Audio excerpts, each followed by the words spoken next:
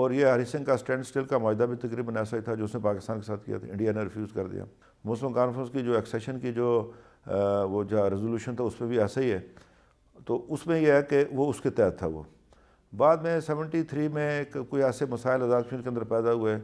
بھٹو صاحب اس کے وزیر اعظم تھے، تو ان کے ساتھیوں نے یہ کوشش کی کہ سردار عبدالکریم خان چونکہ اس کا اپنے اس پہ تھے پاپولیرٹی کے لحاظ سے، اپنے اس کے کیا کہتے ہیں پیک پہ تھے، کوئی ان کا اور پارٹی کا جو اثر جو ہے وہ کم کیا جائے، ان کا سائز کٹ کیا جائے، تو انہوں نے یہ کیا کہ ایٹ 74 لائے۔ اب یہ خود پاکستان کی آئینی ذمہ داری بھی ہے، گڈ گورننس میں لکھا ہوا ہے، اس ریزولوشن کے تحت حکومت پاکستان کی ذمہ داری ہے، لیکن وہ لائے اس طریقے کے ساتھ کہ جو اختیار ہمارے پاس تھا وہ ہم سے چلا گیا۔ پھر 75 میں پیپلز پارٹی کی حکومت بنی، ہم نے اس کا بائیکاٹ کیا تھا، those were ragged election in AJ کے،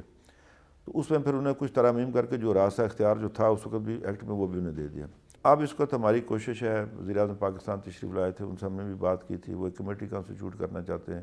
میرے بھی اگر آپ اسٹیٹمنٹ پڑھتے ہوں اخبار میں آتے ہیں، ہم نے اپنی ابھی ہم نے چند دن پہلے ایک یہاں پر اپنی کمیٹی کا اجلاس بلایا ہوا تھا کہ گورنمنٹ کا مطلب کیا بنے، اسٹانس کیا ہو اسی ایکٹ کے والے، پھر اپنی پارٹی کو دیں گے، وہ پارٹی اپروو کرے گی تو پھر ہم جو دیگر پولیٹیکل پارٹیز ہیں ان کے آگے رکھے، پھر ہم سب مل کے گورنمنٹ آف پاکستان کے ساتھ یہ بات کریں گے کے سامنے یہ بات کریں گے۔ راجہ صاحب ایک وقفہ لینا ہے، وقفہ سے واپس آ کے اس کے بارے میں مزید تفصیلات آپ سے لیں گے اور کچھ اور مسائل جو ہیں اس کے بارے میں بھی بات کریں گے۔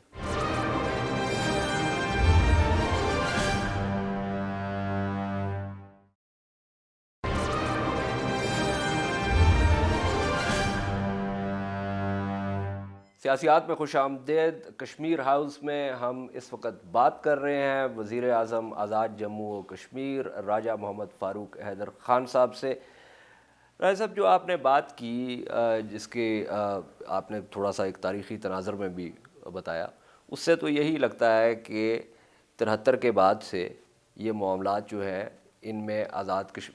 کشمیر کی حکومت کا حصہ کم ہوا ہے اور حکومت پاکستان کا حصہ زیادہ ہوا ہے، اور اب آپ کوشش یہ کر رہے ہیں کہ اس کو ریویو کیا جائے،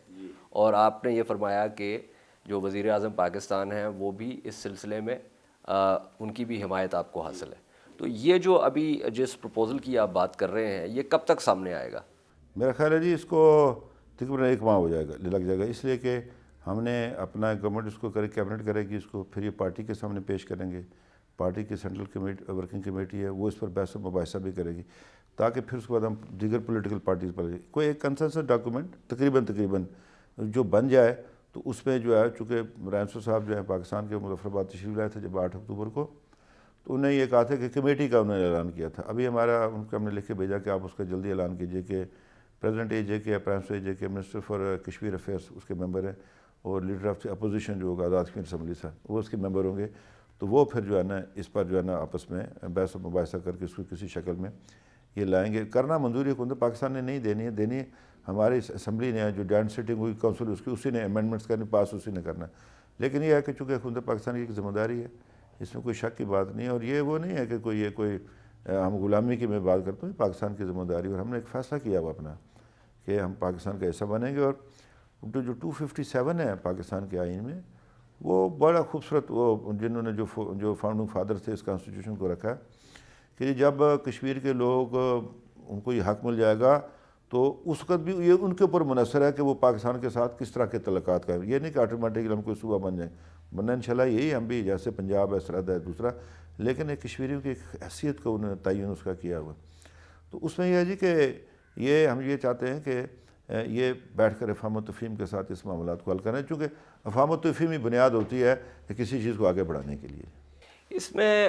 جو بات ہو رہی تھی جو نیلم جیلم کا جو ہائیڈرو پاور پروجیکٹ ہے، اس کے علاوہ کوہالہ کا جو ہے معاملہ، اس میں بلکہ اس علاقے میں تقریباً کوئی 15 پروجیکٹس ہیں جو کہ چائنا کی فرمز کے پاس ہیں۔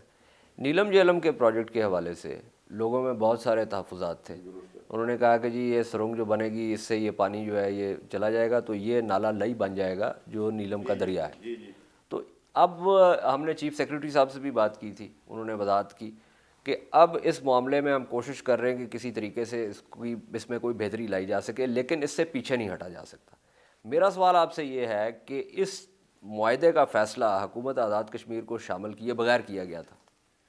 ایسے جی کہ اپروول تو زبانی حکومت آزاد کشمیر کا تھا، ورنہ تو لینڈ ایکوزیشن ہو ہی نہیں سکتی تھی، یعنی کیسے لینڈ، ایسے تو نہیں ہے کہ وہ آپ آ کر تو اس کے پاس تو کوئی اختیار نہیں، پاکستان کی کسی ادارے کے پاس کوئی اختیار نہیں کو آ کر تو اپنی مرضی سے کام شروع کر دے. لیکن اس میں یہ تھا کہ جو انوائرمنٹل اسٹڈی کی گئی تھی اس پہ پورا طرح آزاد حکومت کو شامل نہیں کیا گیا تھا اس سے پہلے جو وابڈا نے کی. اب بالکل یہ ہے کہ اس کو لے کے نالا نہیں بننا چاہیے. ہمارا یہ ہے کہ کم از کم 18 جو ہے کیوبک پانی جو ہے وہ اس میں سے ہر وقت مطلب جو سیزن ہوگا سردیوں کا جس میں واٹر ڈسچارج سب سے کم ہوتا ہے اس میں یہ کم از کم برقرار ہے. ایک پھر اور تجاویز ہیں کہ جو مظفر آباد کے ساتھ ہے دریا، اس پہ 3-4 چھوٹے چھوٹے ڈیمز بنا دیے جائیں تاکہ اس میں پانی کھڑا رہے، بھرا رہے. پھر جو مظفر آباد سے جو سیوریج کا جو اخراج ہوگا اس کو ٹریٹ کر کے ہی اس کو انٹرنیشنل اسٹینڈرڈس کے تحت ہی دریا کی طرف جو اس کا رخ کیا جائے، چونکہ ہر چیز میں پانی نیچے کی طرف جائے دریا کے، تاکہ جو ہے نا وہ اس کے وہ گندگی وغیرہ جو ہے نا اس میں نہ بنے اور وہ انٹرنیشنل اسٹینڈرڈ کے تحت جو ہے نا اس کے اندر جو میرین لائف ہے دوسری تیسری چیزیں جو ہیں وہ زندہ رہ سکے اس دریا کے اندر اور وہ خراب نہ ہو. کوالہ کے بارے میں جو تھا وہ گورنمنٹ آف انڈیا کے انوائرمنٹل ڈپارٹمنٹ نے اس کا NOC نہیں جاری کیا. ابھی ہمارا جو اس کے ساتھ مسئلہ ہے کہ ہمارے ساتھیوں نے وہ ہم نے اختیار کیا وہ اپنا ایگریمنٹ جس پر ہمارے سے سائن کرنا ہے، وابڈا نے یا گورنمنٹ آف پاکستان نے سائن کریں گے، اس کے بعد پھر جو ہے نا یہ ساری بات ہوگی. اب بات یہ ہے کہ یہ ایسے مسائل ہیں جیسے فرض کیجیے مثلا منگلہ ہے. اب آزاد کشمیر جو ہے نا وہ آرٹیکل 1 کے تحت پاکستان کا حصہ نہیں ہے. اب آرٹیکل 161 جو ہمارے آئین کی وہ یہ کہتی ہے نیچرل ریسورسز کے اس کو جو آمدن کے بارے میں کہ جی نیٹ ہائیڈل پرافٹ اس کو ملے گا کہ جس کے علاقے میں پاور ہاؤس ہوگا. اب منگلہ کا پاور ہاؤس ہمارے پاس ہے، مین ڈیم بھی ہمارے پاس ہے، لیکن چونکہ we are not part of federation of Pakistan تو پھر وہ ہم پر 161 لاگو نہیں ہوتا اس طرح جو وہ ایکسکیوز چاہتے ہیں. لیکن ہمارے نزدیک اس سے بہت ساری تجویز اس کا حل ہے تاکہ ہم یہ چاہتے ہیں کہ ہماری بیلنس بک شیٹ جو ہے نا اس پہ ریڈ انٹریز نہ ہو. یعنی ہم کو یہ نہیں کہ بھیک مانگنے کے لیے ادھر اسلام آباد آ جاتے ہیں مظفر آباد سے اٹھ کر، کہ ہم جو ہے یہ ایک سیلف سفیشینٹ ایریا اور پاکستان کی حکومت کے مفاد میں ہوگا. وہ چاروں اس کے فیڈریٹنگ یونٹ سے یا آزاد کشمیر جو ہیں وہ خود کفیل ہیں تبھی تو بات بنے گی نا جی. مزیدار بات تو تب ہے کہ ہر وقت تو نہیں ہے کہ جو فیڈرل جو گورنمنٹ آف پاکستان ہے وہ اپنے صوبوں کو، وہاں تو یہ فیڈرل گورنمنٹ ہے، میرے ساتھ تو گورنمنٹ آف پاکستان ہے. پنجاب کے ساتھ اٹس اے فیڈرل گورنمنٹ، میرے ساتھ جو ریلیشن ہے وہ گورنمنٹ آف پاکستان کا، میرے ساتھ فیڈرل گورنمنٹ کا نہیں ہے because I'm not a part of federation according to the constitution of Pakistan. تو اس میں یہ ہے کہ ہم یہ چاہتے ہیں کہ اس مسئلے کا حل نکل جائے. مثلاً ارسا ہے، اس کا ہم حل چاہتے ہیں کہ منگلہ کا جو اپریزنگ ہے اس کے ہمارا معاہدہ گورنمنٹ آف پاکستان کے ساتھ ہوا تھا، اس میں ہمیں فی الحال 614 کیوسک پانی چاہیے. اب پنجاب نے ہماری حمایت کی، سرحد سندھ اور بلوچستان مخالفت، سرحد کی مخالفت سمجھ نہیں آتی کہ ہم پانی شیئر ہی نہیں کرتے. یعنی وہ ایک طرف ان کا پانی ہے، ہمارا ایک طرف پانی، ہمارا کوئی پانی شیئر نہیں ہوتا آپس میں.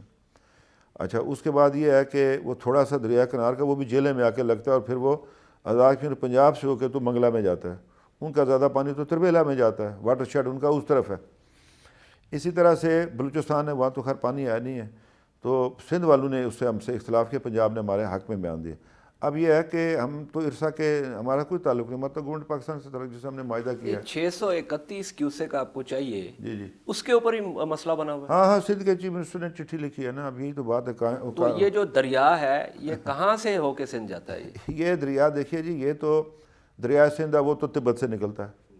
اب اس پہ ہندوستان بھی پیچھے لگا ہوا، جو ایریا جموں کشمیر کا جو حصہ ہے گلگت بلتستان، اس کا جو حصہ لداخ کا ہے جو انڈیا میں وہ اس کو کچھ کرنا چاہتا ہے. اسی طرح سے وہ جو دریائے نیلم کا حصہ جو جس کو کشن گنگا کہتے ہیں، نیلم کہتے ہیں، جو مقبوضہ جموں کشمیر میں ہے،